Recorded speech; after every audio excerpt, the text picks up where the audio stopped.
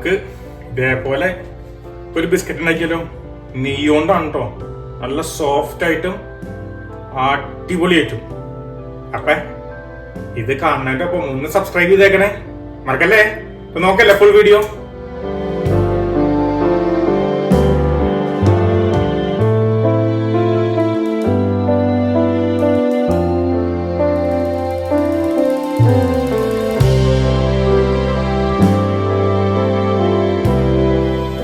നമുക്ക് ഇതേപോലത്തെ ഒരു പാത്രം എടുക്കാം കേട്ടോ.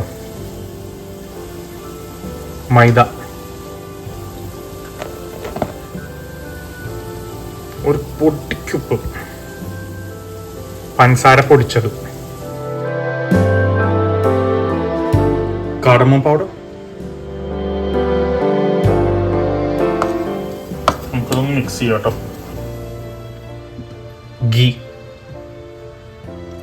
നമ്മൾ ഈ ഗീ ചേർക്കുമ്പോഴേ കുറച്ചേശ്ശെ വേണം കേട്ടോ ചേർക്കാനായിട്ട്.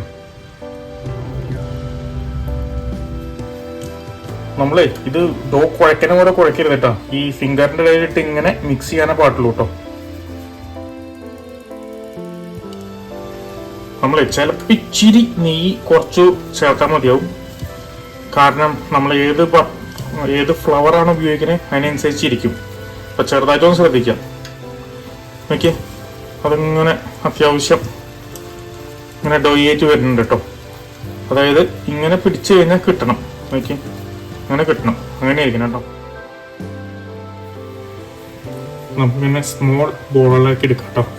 അത് കഴിഞ്ഞ് കൈയുടെ ഉള്ളിൽ വെച്ചിട്ട് ഈ സാധനം തന്നെ ഒന്ന് ബോളാക്കി എടുക്കാം കേട്ടോ. അധികം വലുതാവും എടുക്കത്തത്. നമ്മൾ ഈ ബിസ്ക്കറ്റ് ഉണ്ടാകുമ്പോഴേ അധികം ഹാർഡായിട്ട് പിടിക്കരുത് കേട്ടോ, പിന്നെ അത് ഭയങ്കര ഹാർഡായി പോകും ബിസ്ക്കറ്റ്. നമുക്ക് ഇതേപോലെ ഒരു ട്രേയിലേക്ക് മാറ്റാം കേട്ടോ. മറക്കരുത് പാർച്ച്മെന്റ് പേപ്പർ താഴെടാനായിട്ട്. നമ്മളെ ഓവൻ ചൂടായിട്ടുണ്ട്, പ്രീ ഹീറ്റ് ആയിട്ടുണ്ട്. ഇനി നമുക്ക് അത് കുറയ്ക്കാം കേട്ടോ. അതൊരു 250 ഡിഗ്രിയിലേക്ക് മാറ്റാം കേട്ടോ. നമുക്ക് നമ്മുടെ കുക്കീസ് ഓവനിലേക്ക് വെക്കാം കേട്ടോ.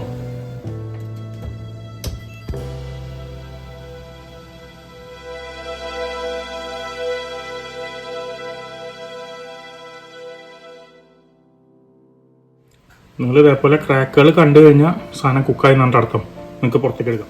നമുക്ക് ഓവനിൽ നിന്ന് പുറത്തെടുക്കാം കേട്ടോ.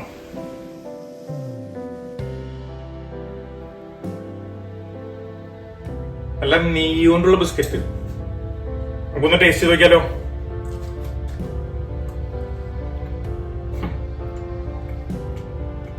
ഇടുവാണ് കേട്ടോ.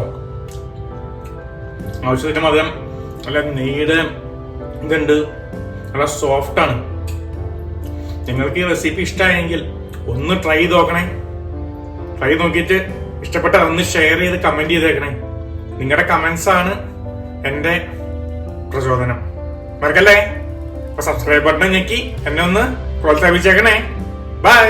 പുതിയ വീഡിയോ ആയിട്ട് ഉടനെ വരുന്നതാണ്.